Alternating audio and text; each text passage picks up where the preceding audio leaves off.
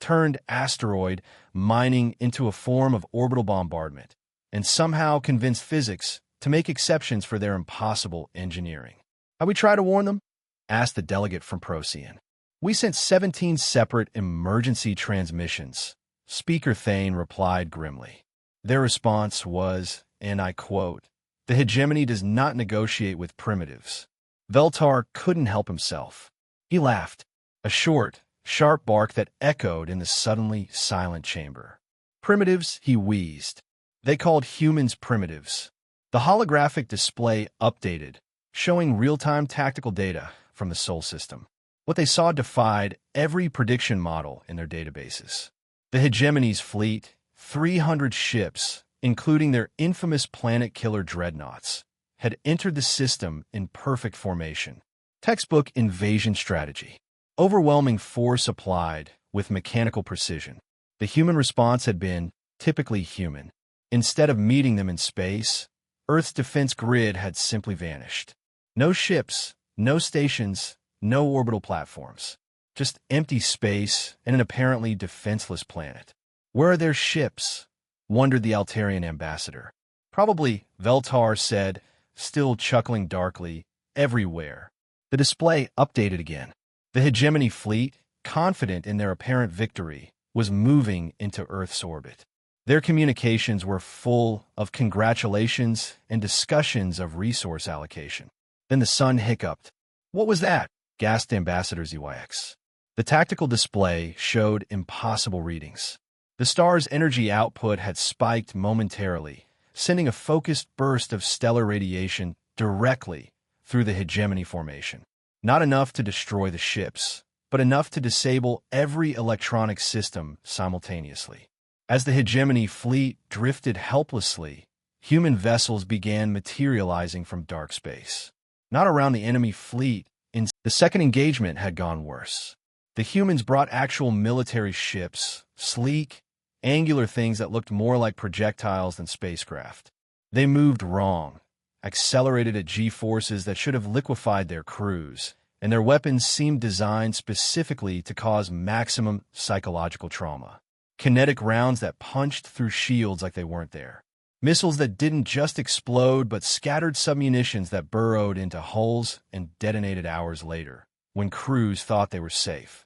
But the humans' true horror wasn't their technology, it was their thinking. They fought like the universe owed them a personal debt. They treated impossible odds as a mild inconvenience. When cornered, they didn't surrender. They found new ways to make their enemies regret cornering them. The hegemony had classified human military personnel as regulars in their threat assessment database. It was their highest combat rating, reserved for species that posed existential risks to galactic civilization. Then intelligence had intercepted human communications, mentioning something called special forces. "Sir," Zekthal's communications officer interrupted his spiraling thoughts. They're launching something." The tactical display flickered as a single small craft detached from the human vessel. Not a fighter, too small. Not a missile, too slow. It was moving with the calm deliberation of someone who had already won. "What are they doing?" Admiral Vorthak hissed. The answer came as the craft docked with their flagship. No weapons fire, no demands, no drama. Just a soft magnetic clamp and the gentle hiss of an airlock cycling. "This is Sergeant Chun," came a new voice over the comm, startlingly casual. "Special Activities Division. I'm here about those diplomats. Hope nobody's planning to make this complicated because I skipped lunch and I'm running low on patience." Council's stunned. They're attacking Earth? Are they insane? The emergency session alarm had never sounded quite so urgent. Ambassador Veltar rushed into the Galactic Council chambers, his 6 legs clicking frantically against the polished floor as delegates from across known space filled their seats with unprecedented speed. "What's the situation?" he demanded, sliding into his designated position beside the Altarian representative. "The hegemony," whispered Ambassador ZYX, her crystalline form flickering with nervous energy. "They've gone completely mad." Council Speaker Thane activated the central holographic display, his ancient face grave. "Fellow delegates, We've received disturbing intelligence from our monitoring stations in the Sol system. The display shimmered, revealing the distinctive blue-green marble that every being in the galaxy had learned to recognize and fear. Earth, the human homeworld. At 0347 Standard Time, Hegemony Battle Fleet Designation 7 entered the Sol system. Speaker Thane continued.